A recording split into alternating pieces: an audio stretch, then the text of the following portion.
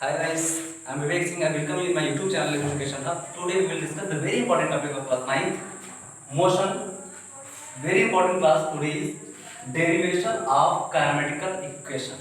Last class में हमने kinematical equation के ग्राफिकल रिप्रेजेंटेशन को पढ़ा था, ठीक है। अब हम आज पढ़ेंगे derivation of kinematical equation. Kinematical equation क्या होता है समझ लेते हैं इसको। काइनेमेटिकल इक्वेशन मतलब कि आप इसे इक्वेशन ऑफ मोशन भी बोल सकते हैं, ठीक है।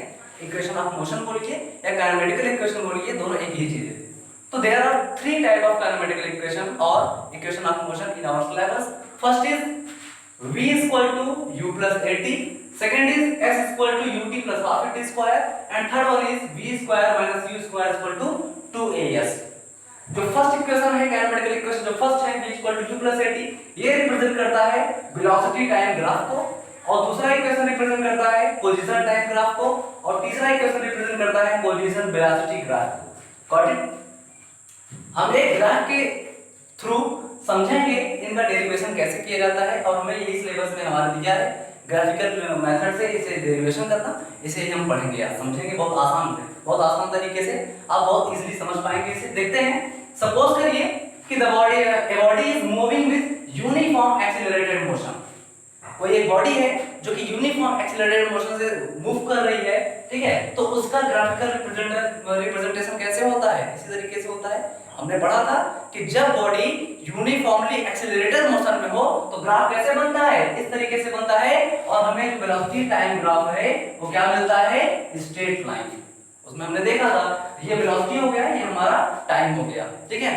और एक बहुत ही स्पेशल चीज आपको नोट करना है, समझना है कि वेलोसिटी टाइम ग्राफ में हमेशा the area plotted between velocity time graph क्या होता है? डिस्प्लेसमेंट होता है। ये जो वेलोसिटी टाइम ग्राफ का एरिया है, स्ट्रेट लाइन के नीचे जो एरिया होता है, इसे क्या कहा जाता है? डिस्प्लेसमेंट कहा जाता है। इसका बहुत यूज होगा, ध्यान दीजिएगा, ठीक है। ये चीज होती है, ये हम जानते हैं, पढ़े हुए हैं। तो एक्सीलरेटेड मोशन से, कोई यूनिफॉर्मली एक्सीलरेटेड मोशन से बॉडी मूव कर रही है तो इस तरीके से ग्राफ बनेगा, लेकिन क्या उसकी वेलोसिटी जीरो होगी? नहीं होगी। क्यों? क्योंकि हमने आपको बताया था कि यूनिफॉर्मली एक्सीलरेटेड मोशन से मूव कर रहा है, मतलब कि वेलोसिटी समथिंग है, जो वेलोसिटी उसकी है। सपोज करो कोई वेलोसिटी उसकी u है, तो u की कुछ वैल्यू है, और इसी वैल्यू से सपोज करो हमने आपको बताया था कि जो वेलोसिटी u होता है इसका वैल्यू 2 मीटर पर सेकंड हमने माना था। 2 मीटर पर सेकंड है, तो अगले सेकंड भी क्या होगा? 2 मीटर पर सेकंड। अगले सेकंड भी क्या होगा?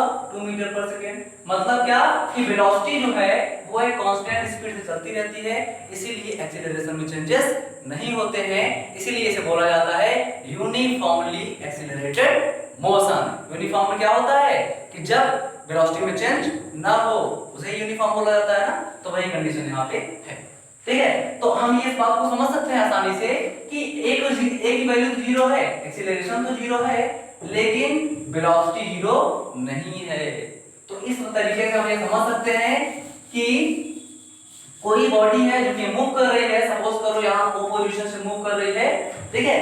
टाइम टी ले रही, वेलोसिटी इसका इस तरीके से बढ़ रहा है आगे, तो वो ओ से लेकर के ए तक जाने में कुछ वेलोसिटी चली है, मतलब एट t इक्वल टू 0 पे velocity u equal to not 0, ठीक है। u 0 नहीं है, बल्कि u की वैल्यू कितनी है?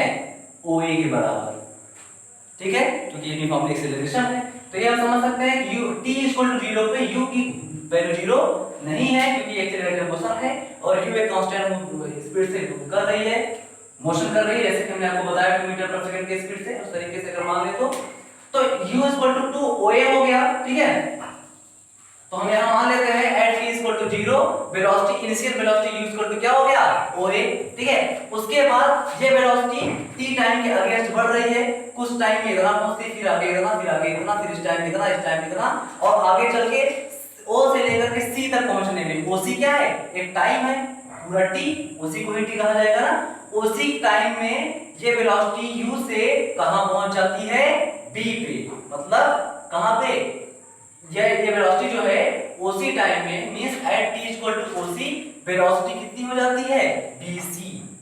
वेलोसिटी कितनी हो जाती है? bc।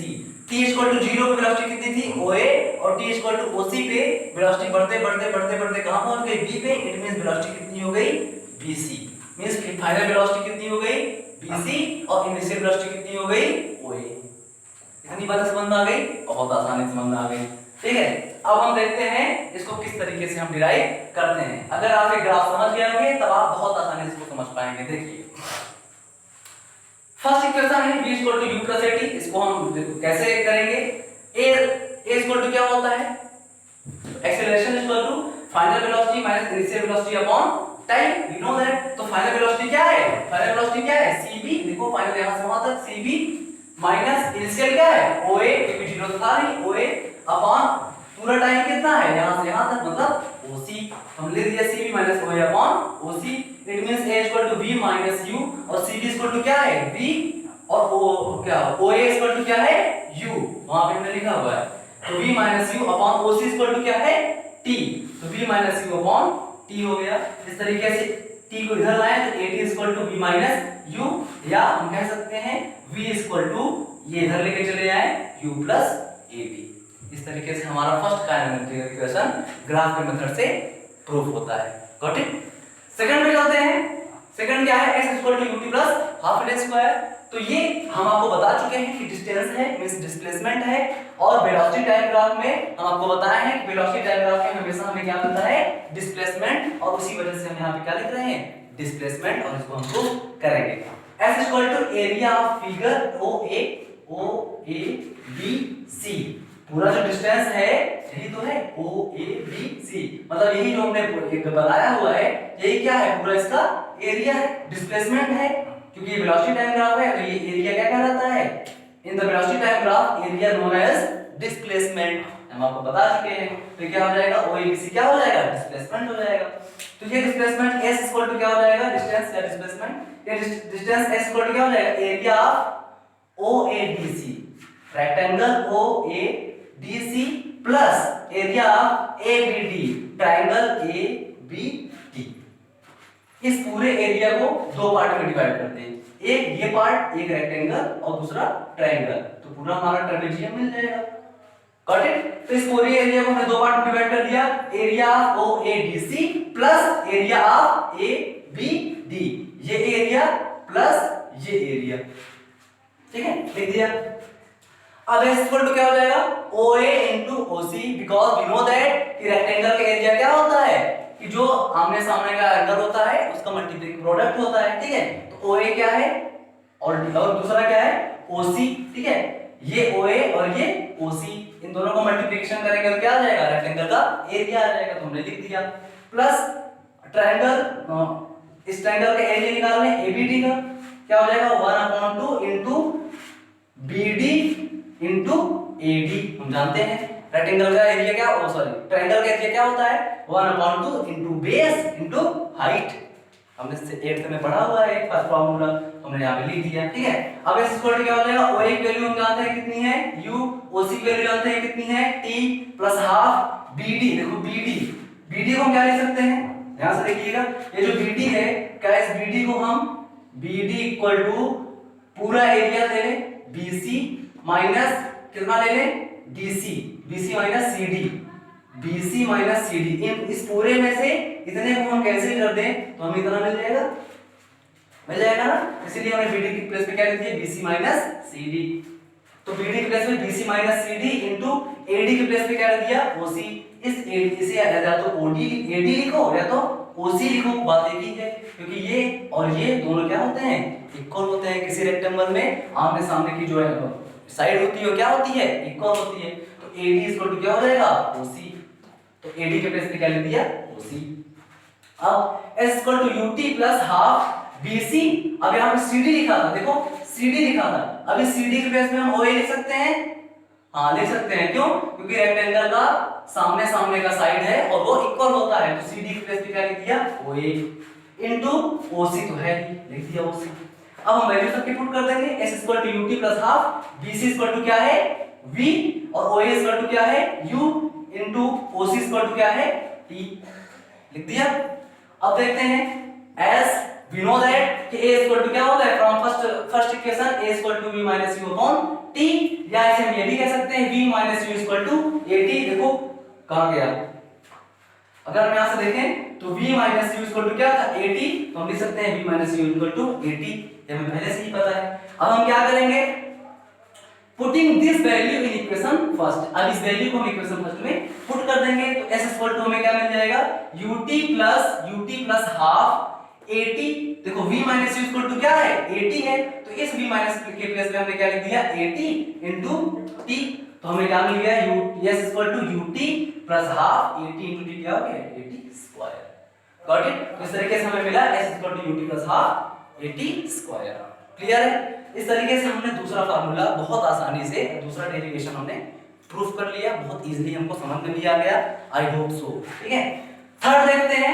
Third equation, third kinematic equation v square minus u square equal to 2as। इसे कैसे हम डिराइव करेंगे। देखो क्वेरी थी कि स्पीड थोड़ा ज्यादा होती है, लेकिन आज मैं काफी कम स्पीड से पढ़ा रहा हूं, आप देख ही सकते हैं।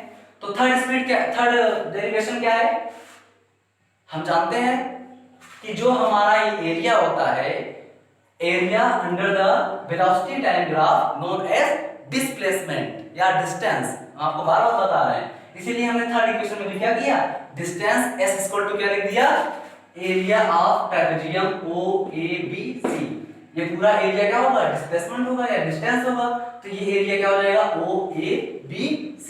यही पूरा एरिया निकाल लें तो डिस्टेंस आसानी से निकल आएगा, जैसे कि इसमें निकाला था, लेकिन थोड़ा तरीका चेंज होगा। कैसे, ये ट्रेपेजियम है, OABC क्या है, ट्रेपेजियम है। ट्रेपेजियम कैसे बनता है आप समझ लीजिए, आपने पढ़ा होगा क्लास 8th में, इस तरीके से ट्रेपेजियम बनता है, आप जानते हैं ना।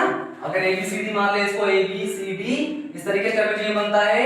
ये सामने सामने का जो एंगल होता है ये दो पैरेलल होते हैं, ठीक है, दो साइड जो है क्या होते हैं, पैरेलल होते हैं, बाकी दो साइड पैरेलल नहीं होते हैं, और इसी बेसिस पे इसका जो है एरिया निकाला जाता है। तो हम समझें कि इसका एरिया कैसे निकालेंगे हम। ये भी हमारा एक ट्रेपेजियम है इसी की तरह, तो देखते हैं s इक्वल टू क्या होता है, sum of parallel sides upon 2 into distance between parallel sides. ठीक है, तो जो हम बनाए थे यहाँ पे एरिया इसका देखो, ये जो हमारा है ये दोनों पैरेलल होते हैं, और उसके बाद इनके दोनों के बीच का जो डिस्टेंस यही होता है।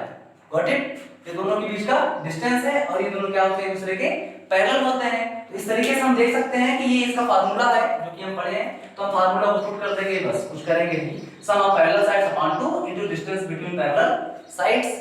तो सम ऑफ पैरेलल साइड्स क्या है, sum of parallel sides means ये साइड और ये साइड, इन दोनों का सम।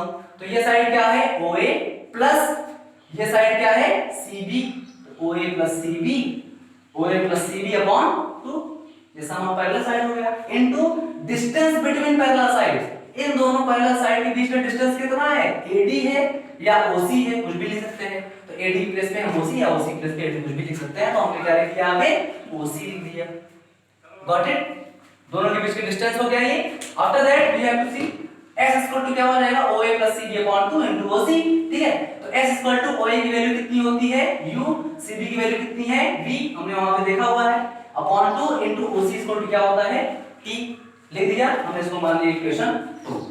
And we know that s as v equal to u plus at from equation first.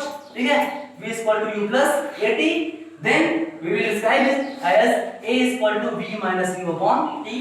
यहाँ इसे हम क्या लिख सकते हैं, t equal to v minus u upon a। बात एक ही है, यहाँ से हम t की वैल्यू निकालें तो t equal to क्या हो जाएगा, v minus u upon a। अब इसी वैल्यू को हम इक्वेशन 2 में क्या करेंगे, पुट कर देंगे, put this value in equation 2। तो s equal to क्या हो जाएगा, v plus u upon 2 into यहाँ पे t था, तो t की वैल्यू फ्रॉम फर्स्ट इक्वेशन से हमने निकाला है t equal to v minus u upon a। तो यही v minus u upon a इसमें हम पुट कर दें, तो हमने t के प्लेस पे क्या लिख दिया, v minus u upon a। तो हम यहाँ पे देखेंगे s इक्वल टू, देखो u plus v, u minus v, हम जानते हैं a plus b, a minus b क्या होता है, a square minus b square. उसी तरीके से v plus u, v minus u क्या हो जाएगा, v square minus u square upon 2 into a क्या हो जाएगा 2a। इस 2a को इधर लेके चले आए तो क्या हो जाएगा, v square minus u square equal to 2a। Yes, इस तरीके से हमने तीनों काइनेमेटिकल इक्वेशन का डेरिवेशन आसानी से देख लिया बाय द ग्राफिकल मेथड।